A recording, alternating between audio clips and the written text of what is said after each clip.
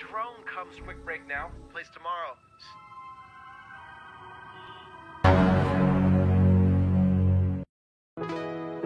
Halo Kacida Lovers, sampurasun kumaha dararamang. Dan yang tak kasat mata, bagaimana kabarnya? Balik lagi bersama saya di channel Alur Cerita Film. Pada kesempatan kali ini saya akan mengulas alur cerita film horor psikopat yang berjudul The Drone tahun 2019, di mana film ini bertema horor komedi. Drone manfaatnya selain bisa memantau situasi suatu tempat atau untuk keperluan sehari-hari seperti memasak dan mencuci. Yang galah sok mana wae. Drone adalah kamera canggih yang bisa terbang. Ternyata drone bisa membunuh manusia. Bagaimana ini bisa terjadi? Langsung saja kita masuk ke ulasan alur cerita filmnya.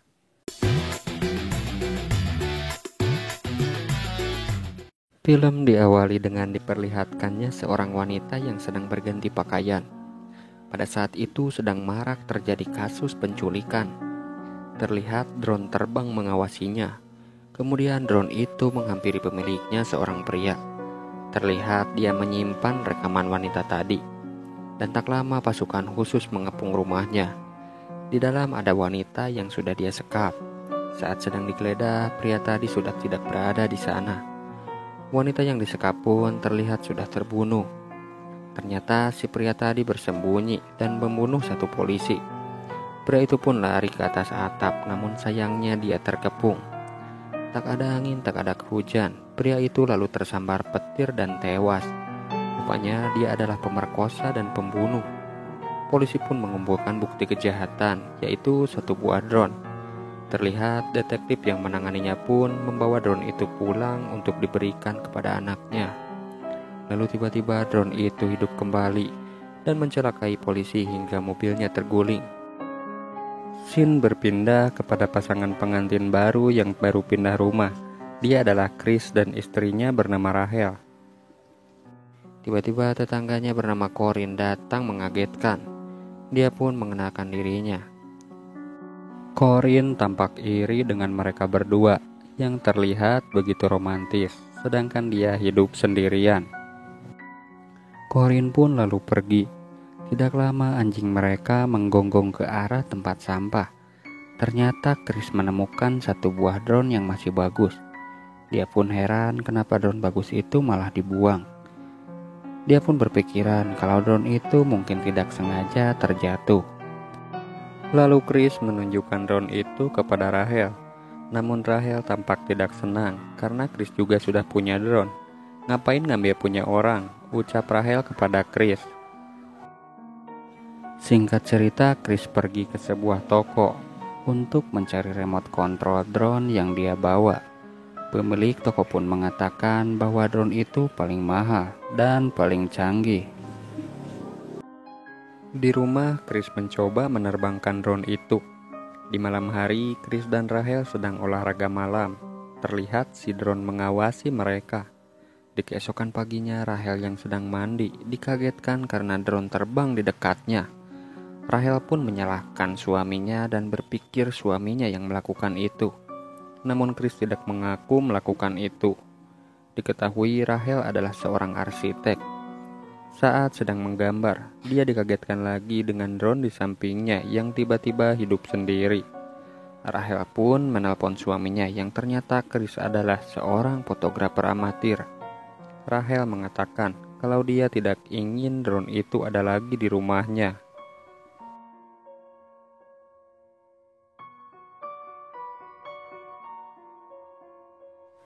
Drone itu lalu terbang ke arah rumah Corinne. Lalu dia memantau dan memotret Corinne yang sedang berjemur. Di malam hari, Chris kaget karena drone itu ada di depan rumahnya. Chris pun lalu masuk ke dalam rumahnya dan mengamankan rumahnya melalui kode elektronik di samping pintunya. Diam-diam drone itu mengintipnya. Chris pun menanyakan kepada istrinya kenapa drone itu ada di luar. Yang gak tahu mas, lagi PPKM gini mana berani aku keluar rumah mas, ucap Rachel kepada suaminya. Chris yang tak tahan langsung saja menggabruk Rachel. Ketika akan memulai, Rachel tak mau ada drone di kamarnya. Lalu Chris pun meletakkan drone itu di salah satu lemari. Akhirnya mereka bertanding. Tiba-tiba si anjing pun menggonggong, seperti melihat sesuatu. Rahel pun bilang, "Mas, jangan dilepasin mas, tolong." Chris yang kesal lalu menyusul ke dekat lemari. "Ada apa Bob? Di sini tidak ada apa-apa." Anjingnya pun diberi makan dan menyangka dia kelaparan. Di keesokan paginya anjingnya pun masih menggonggong. Namun Chris yang sudah muak akhirnya mengikat Bob di luar. Sungguh malang nasib si anjing. Dengan mata melotot, Chris pun terpesona melihat Corin tetangganya yang sedang berenang. Rahel pun bermaksud akan mengundang Corin untuk makan malam bersama. Setelah Chris berangkat kerja, Rahel dikagetkan oleh suara pecahan kaca, yang ternyata itu pot kembang yang pecah. Karena adanya kesempatan, drone itu pun masuk ke kamar Rahel, lalu mengirimkan beberapa video dan foto ke komputernya. Saat kembali, Rahel kaget karena ada satu folder di komputernya. Rahel pun membukanya, dan betapa mengejutkan ketika dibuka ternyata ada video mereka saat malam itu, dan terdapat foto Corin yang sedang berjemur. Tibalah di malam hari, di mana sebagai masyarakat yang baik, mereka menjalankan rukun tetangga yang harmonis. Mereka makan malam bersama. Si drone pun kembali berulah dengan membuka situs pengendali hewan di komputer milik Chris. Saat Rahel di dapur, tiba-tiba anjingnya kembali menggonggong. Si drone menghampiri anjing itu. Chris dan Corin pun curhat mengenai istrinya yang tidak menyukai benda-benda elektronik karena mengingatkan mantannya yang telah mencelakai satu keluarga hingga tewas. Corin pun pamit pergi sambil berkata, "Kalau mas mau mampir, mampir aja, gak usah diem-diem buat foto aku." Di malam hari, anjingnya pun melihat drone berkeliaran di dalam rumah. Drone yang sudah tahu kode keamanan rumah itu lalu dia membukanya. Anjingnya pun kembali menggonggong dan si anjing mengejar drone sampai ke ujung tembok. Di pagi harinya saat Rahel terbangun, dia tidak mendengar suara anjingnya. Saat dia pergi ke halaman, begitu terkejut melihat anjingnya sudah tergantung tak bernyawa. Chris pun mencoba menenangkannya. Setelah itu Chris pun menguburkannya. Terlihat Rahel marah dan menyalahkan Chris. Lalu Rahel menonton acara televisi. Terlihat di berita pembunuhan 7 wanita yang hilang dalam 1 tahun ini. Rahel pun memindahkan salurannya. Namun tak lama salurannya berpindah dengan sendirinya. Di malam hari Rahel meminta penjelasan tentang foto Corin di komputernya. Sedangkan remote control itu tetap berada di rumah. Rahel pun mulai menyadari drone itu ingin berkomunikasi dengan mereka, tapi Chris menganggapnya omong kosong. Lalu tak lama mereka mendengar suara gemuruh di bawah rumah. Mereka pun mengeceknya. Namun saat Chris keluar pintu, rumahnya terkunci. Lalu tak lama drone itu mencoba menyerang Rahel. Beruntung drone itu berhasil dilumpuhkan. Lalu pintu itu pun terbuka.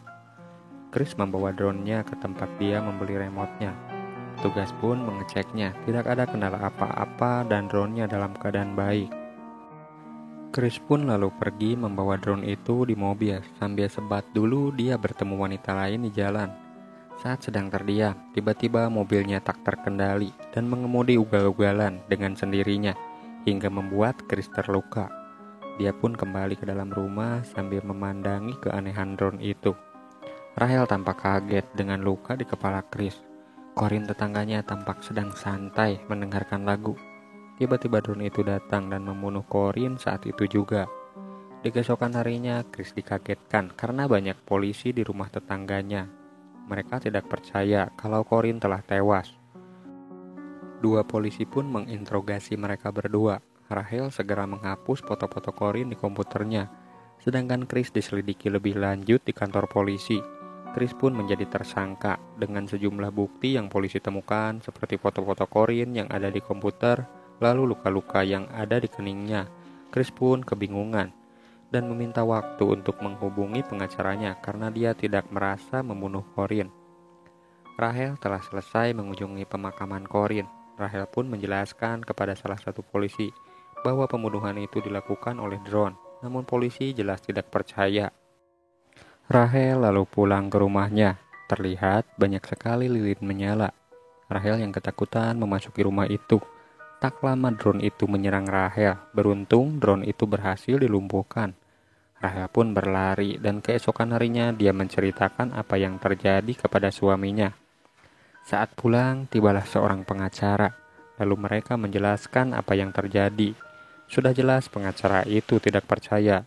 Masa drone bisa membunuh manusia? Akhirnya pengacara pun pergi dan membawa nomor seri drone itu untuk melacak di mana lokasi pemiliknya. Di malam hari drone itu sudah ada di hadapannya, tapi ternyata itu hanya mimpi. Di salah satu apartemen, drone itu meneror seorang pria botak. Pria itu ketakutan lalu menembakinya, tapi tembakannya meleset.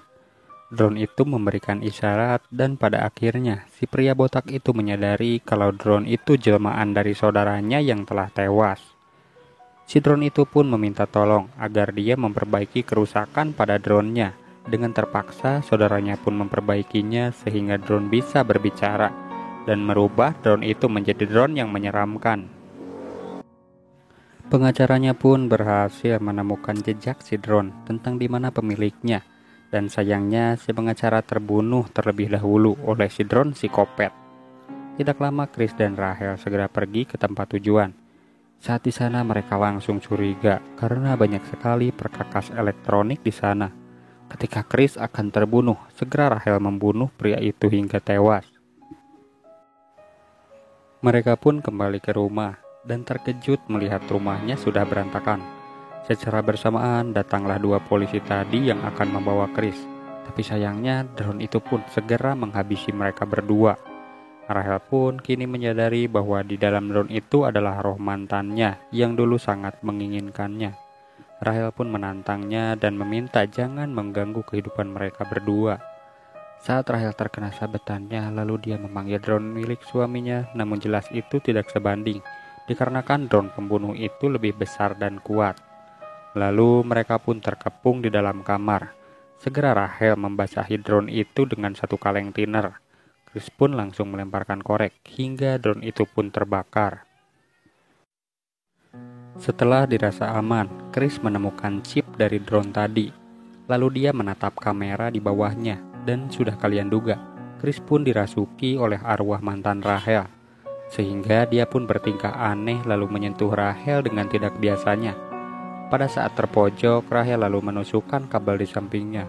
Tapi seperti yang kita ketahui kalau psikopat itu sangat kuat. Dengan penuh emosi, Rahel mendorongnya hingga Chris terjatuh dan tertancap besi di bawahnya. Merasa puas dengan semua ini, Chris tersadar dan memanggil istrinya. Saat itu juga Rahel sadar bahwa yang dia bunuh adalah Chris suaminya. Ya telat atuh mbak. Film ini pun tamat.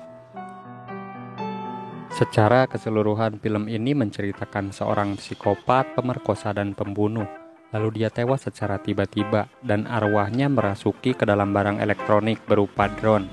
Dan di ending kita tahu arwahnya masih bergentayangan. Demikian ulasan alur cerita filmnya, semoga kalian dapat mengerti. Sampai jumpa di rangkuman alur cerita film selanjutnya.